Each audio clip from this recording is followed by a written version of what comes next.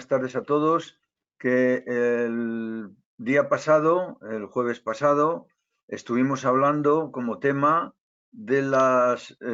dificultades, de los escollos de la rehabilitación, de todo lo que podríamos considerar como obstáculos que se oponían a una perfecta rehabilitación entre el ludópata en rehabilitación y su resultado, ¿no? Su meta. Hoy vamos a hablar de otro aspecto que me parece también muy práctico, muy interesante y que con frecuencia hace naufragar el proceso de la rehabilitación. Me estoy refiriendo a los errores que se cometen, que se pueden cometer durante el trayecto de la rehabilitación. Y vamos a ir ordenándolos, vamos a ir exponiéndolos por un orden, hablando primero de los errores cognitivos para luego centrarnos en los errores conductuales, es decir, primero errores de pensamiento o de creencia y segundo errores de comportamiento. Primero vamos a hablar de los errores cognitivos o errores de pensamiento, de valoración, de conocimiento. Hay algunas ocasiones en las que la persona que empieza rehabilitación piensa o cree que el decálogo es cosa de los demás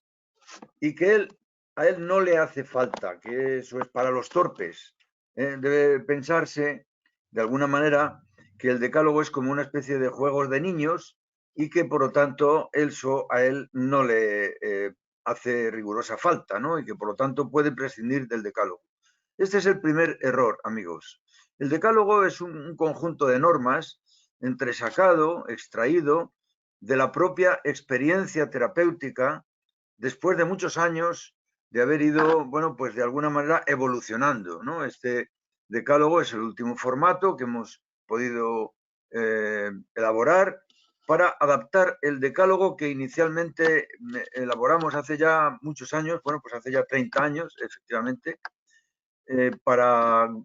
regir el proceso de la rehabilitación, para orientar y alumbrar el terreno, el proceso de la rehabilitación. Hoy día el decálogo está suficientemente bien actualizado con arreglo a las nuevas tecnologías, a los nuevos modos de enfermar, el ludópata a través de las distintas posibilidades que le ofrece el mundo moderno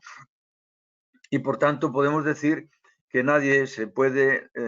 escurrir de él, nadie se puede esconder de él, sino que hay que tomarle como un punto de referencia. Esta es la primera creencia errónea que podríamos señalar y que puede, por supuesto, que conducir, o sea, puede pagar cara el ludópata esa creencia errónea de que el decálogo no va con él, que solamente es cosa de los torpes o cosa de las demás personas, pero que él o no tiene suficiente gravedad en su modalidad de ludopatía, de adicción, como para tener que seguir al pie de la letra todo un conjunto de normas, o bien por el contrario, pues piensa que, bueno, que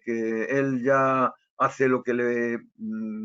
parece más adecuado y que ese conjunto de normas es más bien aplicable a los demás que a él mismo, a los demás que según él piensa, por ejemplo, no son los demás que son más casos más graves que el suyo. Que el caso suyo es un caso muy leve, muy incipiente o que está empezando y que por lo tanto pues no tiene por qué hacer y seguir el decálogo.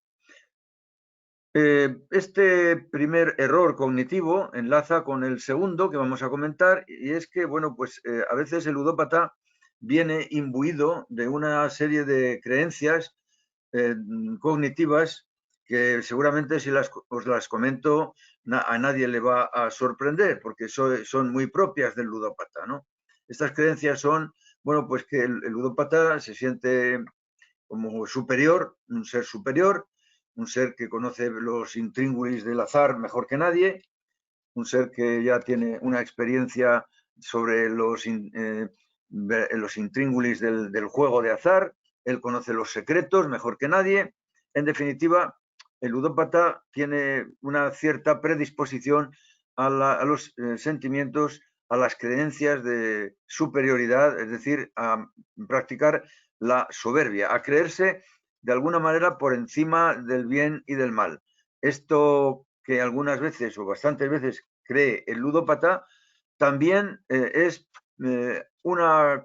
error de pensamiento que persiste todavía durante los primeros tiempos de la rehabilitación. Por lo tanto, es un segundo error que es frecuente también porque la soberbia no se ha apartado del pensamiento del ludópata y porque, bueno, pues porque él se sigue creyendo en cierta manera un ser, como decía, superior a los demás y desde luego por encima del bien y del mal, ¿no? Otro tercer error cognitivo, también de pensamiento, que quiero reseñar a este respecto, es el creer que la ludopatía es un padecimiento transitorio. Es decir, bueno, pues la persona dice, sí, sí, es verdad, yo tuve una época, una etapa muy mala en la que me dio por jugar y bueno, pues en definitiva, sí, entonces yo era un poco inmaduro, tenía también muchos problemas, se me juntaron muchas cosas y en definitiva el ludópata con frecuencia en su interior, en su fuero interno, considera que la ludopatía ha sido simplemente un padecimiento transitorio y no una enfermedad crónico recurrente. Es decir,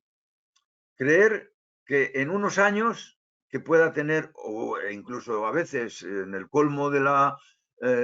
superioridad, del complejo de superioridad, creer que en unos meses se puede en la persona ver liberada del maleficio de la adicción, del maleficio de la ludopatía. Para no abundar demasiado en la teoría, voy a cortar aquí la relación de errores cognitivos para centrarme ya un poco más en los errores de comportamiento. Bien, entre los errores más comunes de comportamiento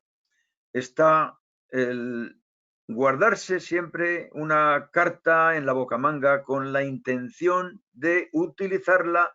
en su momento, cuando todo se haya apaciguado, cuando ya las aguas parece que están más calmadas y cuando ya en definitiva parece que nadie tiene ya que acordarse de cómo fueron las cosas de terribles para el ludópata, ¿no? Ese guardarse una carta en la bocamanga conduce algunas veces a utilizarla para la recuperación de lo perdido, de las cantidades perdidas. Esto os ha pasado a algunos, ¿no? Que no habéis hecho un principio sincero de rehabilitación, habéis dado el sí al médico, a la psicóloga, al grupo, pero en vuestro fuero interno había otra creencia que os llevaba a eso, a guardaros, como si dijéramos, una opción para cuando surgiera un momento propicio, utilizar esa carta, por decirlo así, para intentar recuperar parte del dinero perdido. Esta forma de comportamiento se correspondería con el principio de que la persona considera que ella no ha dicho la última palabra. El ludópata es muy amigo de decir, bueno, pues sí, pero no. Yo considero que efectivamente me he pasado, etcétera, etcétera, pero yo no puedo dar por finalizada mi lucha con el azar, ¿no? El ludópata siempre queda como más bien marcado por esta creencia que le lleva, como digo, a intentar recuperar lo perdido. El ludópata no ha dado como buenas las pérdidas que ha tenido hasta ese momento, es decir, el ludópata considera que ha tenido demasiadas pérdidas que él no merecía y por lo tanto está en su derecho de intentarlo de nuevo. Esta forma de creencia de no dar por buenas las pérdidas conecta con esta recaída que os puede ocurrir si la persona pues intenta volver otra vez al juego para intentar volver a recuperar parte o gran parte de lo perdido. Otro error que es muy común, que además, bueno, pues está señalado en el decálogo, es el no vaciarse totalmente respecto a cuentas pendientes, respecto a comportamientos de atrás, con la familia, con la asociación, con el grupo, con los terapeutas, y bueno, pues considerar que que no puede dar todos los disgustos que se corresponden con la de dinero que ha perdido o la de préstamos que ha solicitado o que ha pedido, y en definitiva, algunas veces el ludópata actúa movido por esta especie de tendencia a la mentira piadosa, a decir, no, bueno, yo cómo voy a dar este disgusto a mis padres o a mi pareja de que he pedido un préstamo a alguien muy especial. Es preferible que yo me reprima en este sentido, que no les confiese todo, porque en la vida no se puede confesar todo a todo el mundo, y en definitiva se queda la persona pensando que en algún momento, fijaos bien que a la larga se trata de una creencia errónea que luego se transforma en un comportamiento también erróneo. La creencia es la de que no puede dar disgustos a su familia, que ya tiene bastantes como los que ya ha tenido y con los que ya se ha enterado, y bueno, porque le oculte esto, porque le oculte lo otro, pues tampoco va a pasar nada. Y sí que pasa por una razón muy sencilla, porque la persona que se guarda cosas en el tintero, por decirlo así, más tarde o más temprano va a volver a insistir en el juego para compensar esos préstamos que no ha confesado, o para, de alguna manera, echar tierra al asunto de las deudas que todavía no ha podido ni confesar o ni ha querido confesar, ¿no? Bien, luego otro aspecto muy importante a considerar dentro de los errores de conducta es el no separar la rehabilitación de la vida en general, ¿no?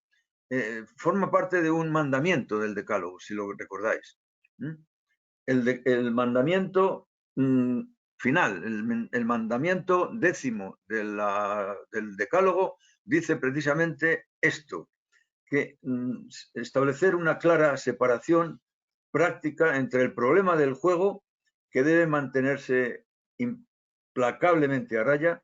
y los demás problemas de la vida cotidiana, que deben situarse al margen. Jugar por problemas, se dice en el Decálogo, no tendría ya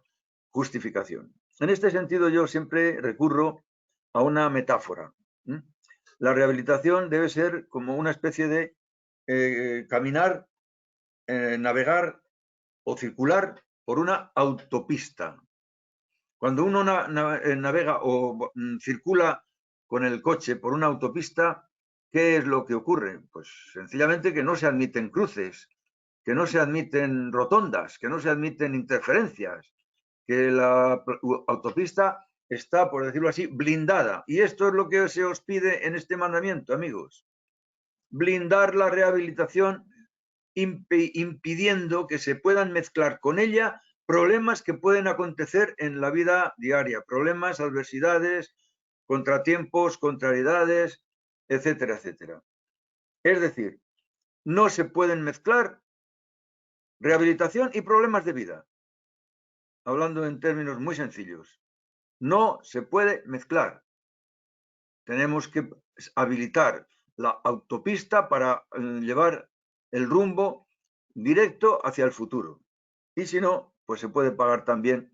porque si uno se deja influir, pues porque si ha sufrido un familiar suyo pues un batacazo de una clase o de otro, o ha enfermado alguien de la familia, o se ha muerto un familiar cercano, o su familia o alguien ha perdido el trabajo, o él mismo o ella misma ha perdido el trabajo, o ha perdido el matrimonio, o ha perdido su relación de pareja, pues no, amigos, no. No vale ninguna cosa de estas. Merece que el ludópata recaiga en la adicción. Ninguna de estas cosas merece la pena para que el ludópata pueda caer en la adicción de nuevo. Y luego ya finalmente, como uno de los errores conductuales más importantes, os diría que algunas veces el ludópata deja de jugar, pero no deja todas las puertas cerradas a actuar evadiéndose de la realidad mediante otras conductas evasivas alternativas que con el tiempo también pueden llegar a hacerse adictivas, como por ejemplo, bueno, pues quien deja de jugar pero se pone a beber, quien deja de jugar pero se pone a fumar, quien deja de jugar pero se pone a gastar dinero en cosas, aunque de momento pues pueda considerar que no se tiene o que no se debe tener. Dejar de jugar, pero habilitar el acceso a las tecnologías mediante las cuales, bueno, pues se puede jugar, aunque no sea de dinero, pero generando en el ludópata, en rehabilitación, una desazón, un sentimiento interno de estar infringiendo, de estar transgrediendo las normas de la rehabilitación. Por lo tanto, bueno, pues he dicho prácticamente 4 errores cognitivos para otros 4 errores conductuales o de comportamiento, con el objeto de centrar la terapia de hoy en este aspecto, en los errores que se pueden cometer en la rehabilitación y que pueden conducir a la recaída. Esta es la principal importante conclusión a la que podemos llegar. Estamos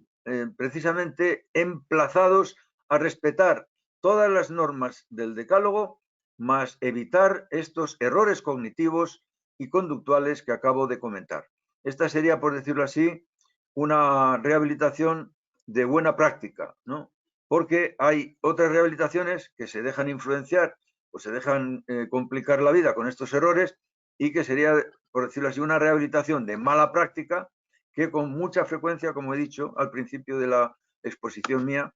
conducen al fracaso de la rehabilitación o tanto como es lo mismo, puede conducir a la recaída, amigos. Puede conducir a la recaída.